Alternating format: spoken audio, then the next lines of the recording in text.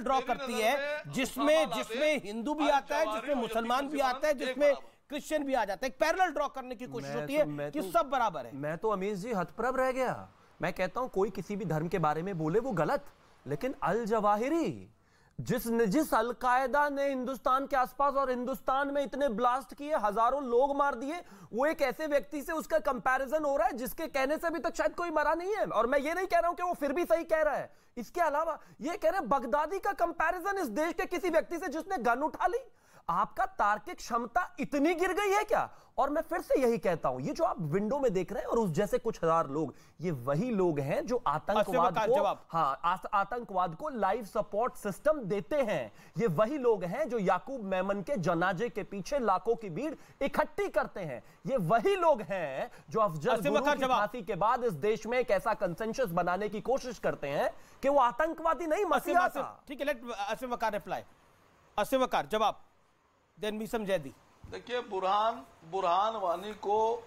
वानी को शहीद जिसने किया, उसके साथ सत्ता और दस्तरखान और कुर्सी, आतंकी मारे जाते हैं। बुरहान वानी शहीद नहीं था, उसको धरती में 4 फुट नीचे गाड़ दिया। ना बोले बुरहान वानी आतंकी था, मारा गया। इस देश में भगत सिंह, राजगुरु, सुखदेव के लिए शहीद इस्तेमाल होता है, ऐसे कीड़े मकोड़ों के लिए शहीद इस्तेमाल नहीं होता। उसको सेना ने 4 फीट धरती में गाड़ दिया। शहीद क्यों बोला? मतलब शहीद होता है। बुरहान वानी को शहीद क्यों बोला? बुरहान वानी आतंकी था, मारा गया। बीजेपी ने सरकार बनाई। बुरहान वानी को शहीद क्यों बोला आपने? सरकार बनाई, इससे ज्यादा आपने बुरहान वानी को शहीद क्यों बोला? बुरहान वानी शहीद क्या है? आप हैं मानसिक दिवालिया।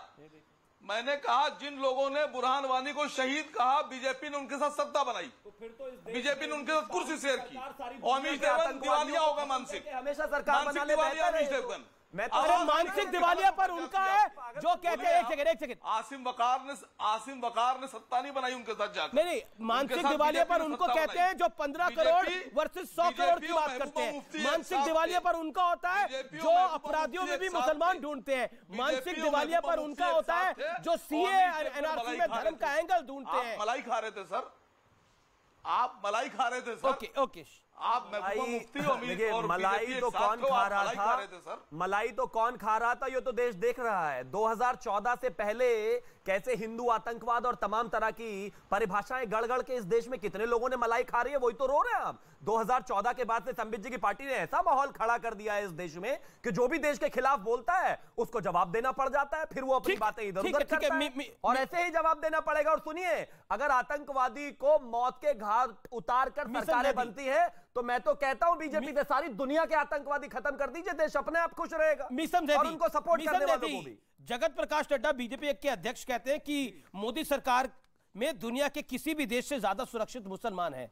तो फिर आपके सांसद को ऐसा क्यों लगता है कि मुसलमान इस समय भारतीय जनता पार्टी मुसलमानों का तिरस्कार कर रही है, उनको परेशान कर रही है? अब हिजाब के मुद्दे के ऊपर जो आपके सांसद साहब ने बोला, उन्होंने जो बात बोली, मुझे बोलने में भी बड़ी तकलीफ हो रही है। उन्होंने कहा कि देखिए, हिजाब में रहना चाहिए। हिजाब इसलिए जरूरी है, इससे बच्ची कंट्रोल में रहती है। बच्ची जब बड़ी होने लगे तो जवान होने लगे तो उसको हिजाब जरूर पहनाना चाहिए। हालात ना बिगड़े इसलिए हिजाब जरूरी है। जी अमित जी, जेपी नड्डा जी की बात से मैं स्टार्ट करूंगा कि जो जेपी नड्डा जी ने बात कही वो बिल्कुल सच कही कि हिंदुस्तान में मुसलमान से ज़्यादा सुरक्षित कोई जगह नहीं है जहां पर मुसलमान सुरक्षित हो। मगर वो भारतीय जनता पार्टी की वजह से नहीं है, वो हमारी देश की आर्मी, देश के कानून, हमारा सुप्रीम कोर्ट, हाई कोर्ट, हमारे देश के IAS, IPS, जिनकी वजह से मुसलमान यहाँ पर सुरक्षित है। और बल्कि भारतीय जनता पार्टी में हिंदू सुरक्षित नहीं है। अक्सर ये कहते हैं कि हिंदुओं को जो है वो सुरक्षा हिंदुस्तान में नहीं है, लिहाजा इस तरह के बैन, इस तरह के कानून भारतीय जनता पार्टी के द्वारा थोपे जाते हैं। हिजाब का बैन तो कर्नाटक हाई कोर्ट ने लगाया है, लेकिन आपके सांसद साहब तो कहते हैं बच्ची जब बड़ी होने लगे। एक सेकंड, एक आप अपने घर में भी ये बात को जरा बोलिएगा तो आपको जवाब मिलेगा। बच्ची जब बड़ी होने लगे उसे कंट्रोल में रखने के लिए हिजाब पहनाना जरूरी है। आप सहमत हैं इस विचार से शफीकुर रहमान बर्क के? देखिए, सहमत की बात नहीं है। उनके बयान का एक्सप्लेनेशन किस तरह से किया गया मुझे पता नहीं, बट अगर इसमें क्या एक्सप्लेनेशन है? कहां से आते हैं, अगर कोई भी व्यक्ति जो भी जो भी पैनलिस्ट यहाँ पर बैठे हैं वो अगर कहीं गांव से आते हैं तो उनको मालूम होगा, हिंदू हो या मुसलमान हो, हिजाब वहां भी किया जाता है। और हमने देखा है कि जो हिंदू में कहाँ हिजाब होता है? हमारे हिंदू धर्म के अंदर क्यों नहीं, बिल्कुल होता है सर। घूंघट काटने का मतलब क्या हो गया? हिजाब का मतलब क्या हो गया? पर्दा हो गया क्या? घर की औरतें जो है वो क्या कहते हैं, अपने सतूर से अपने जेब से पर्दा नहीं करती। आप कैसी बातें कर रहे हैं? इतना लंबा लंबा घूंघट निकालती, हिजाब का मतलब क्या? अगर बुर्खा ओढ़ लिया वो हिजाब है और घूंघट निकाल लिया तो वो हिजाब नहीं है। अरे हिजाब का मतलब आपको पता है क्या? हिजाब की डेफिनेशन है पर्दा। आप कह रहे हैं कि शफीकुर रहमान बर्क गांव की सोच वाले हैं, आपने जो बोला वो गांव की सोच है, तो गांव की सोच पुरानी है। शफीकुर रहमान बर्क कोई शफीकुर रहमान बर्क कोई देश के और कोई मुसलमानों के आइडियल नहीं है, वो एक नेता है। उनको जहां फायदा होगा राजनीति का वो अपना बयान देंगे। मेरा उस बयान से नहीं, सांसद होंगे तो ठीक है, सांसद होंगे तो क्या मतलब है वो उनकी। आप मेरी बात सुनिए ना, आप मुझे बैठाएंगे, शफीकुर रहमान को बैठाएं। नहीं, आपकी पार्टी के तो सवाल को जवाब देंगे ना, आप सवाल से बच के भागेगा थोड़ी। या तो आप बोलिए शफीकुर रहमान गलत है, कोई जजमेंट या बोलिए सही है। अभी आपने उनका बचाव किया।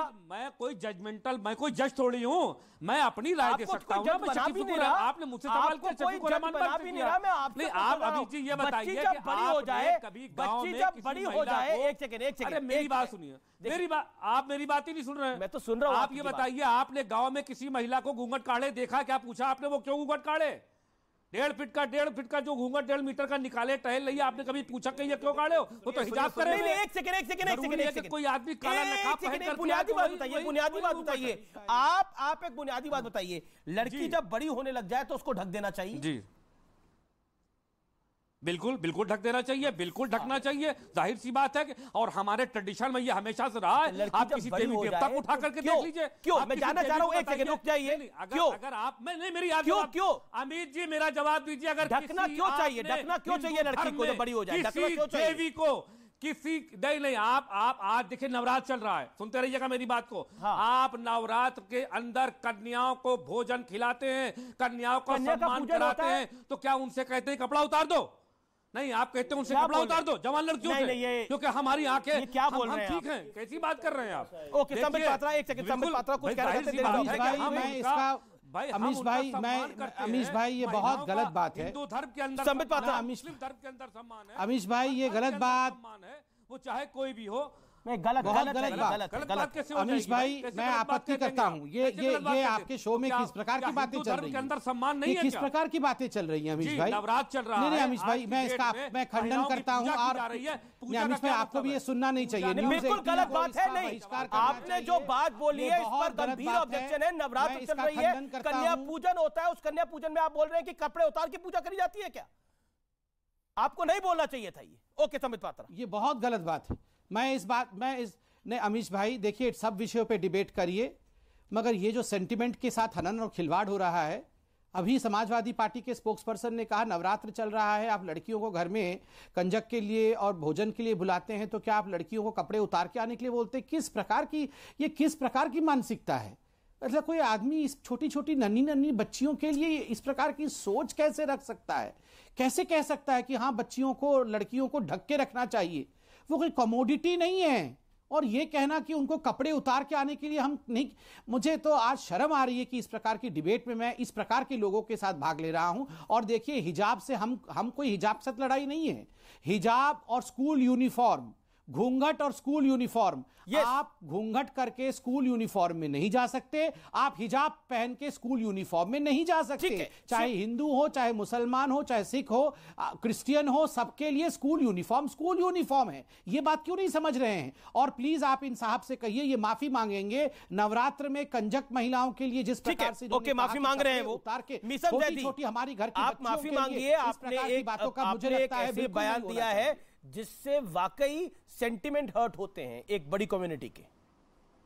कोई सेंटिमेंट हर्ट नहीं होता। मैंने कहा हिंदू धर्म से ज्यादा महिलाओं का सम्मान कहीं नहीं होता है। मेरी बात को संबित पात्रा जी अगर तोड़ मरोड़ के पेश करना चाहते हैं तो वो उनकी जिम्मेदारी है।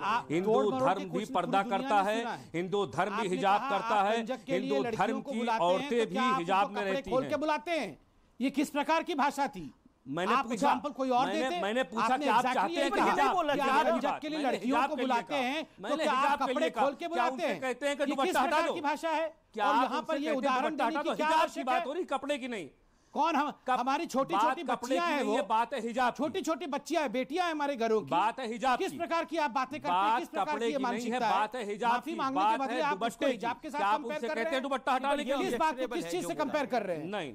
ओके, शिवम त्यागी, देखो ट्विटर पे भी मेरे पास लगातार रिएक्शन आ रहे हैं। मैं सिर्फ इतना ही कह सकता हूं, ये वही मानसिकता है, ये वही मानसिकता है, ये वही ग्रुप है, ये वही पार्टी है, ये वही धर्म के लोग हैं जो अपनी बेटी को लेकर भी इस तरह की बात कर सकते हैं। उनसे आप माफी और इस तरह की उम्मीद करें, मुझे लगता है अपने आप में बेईमानी है। जो आदमी कह सकते हैं खड़े होकर समाजवादी के अपनी बेटी के साथ भी अकेले नहीं रहना चाहिए, क्या पता कब शैतान आ जाए। मुझे लगता है कि ऐसे आदमियों को, औरतों को, महिलाओं को इनके लिए हिजाब करने की जरूरत नहीं है। इन जैसे लोगों के चारों तरफ टीन का डब्बा बनवा दीजिए ताकि यही कंट्रोल में रहें, क्योंकि महिलाएं तो सुरक्षित नहीं रह सकती। आपने बोला उनकी सोच ही ऐसी है, इनके चारों तरफ कवर करा दीजिए, इनकी आंखों पर ना पर्दा लगवा दीजिए लोहे का। लड़की जब बड़ी हो जाए तो कवर करके रख देना चाहिए, क्यों? उसका अधिकार नहीं है, चाहे मुस्लिम हो चाहे हिंदू हो। ऐसी भाषा होती है, कपड़े उतार के टेलीविजन पर बैठकर इस तरह की भाषा। ठीक है, फिलहाल आर पार में इतना ही। हमें ये बताइए। नहीं, मेरा समय यहां पर समाप्त हो गया, लेकिन ये चर्चा बढ़ गई है। आपका बहुत बहुत शुक्रिया। फिलहाल आर पार में इतना ही। नमस्कार।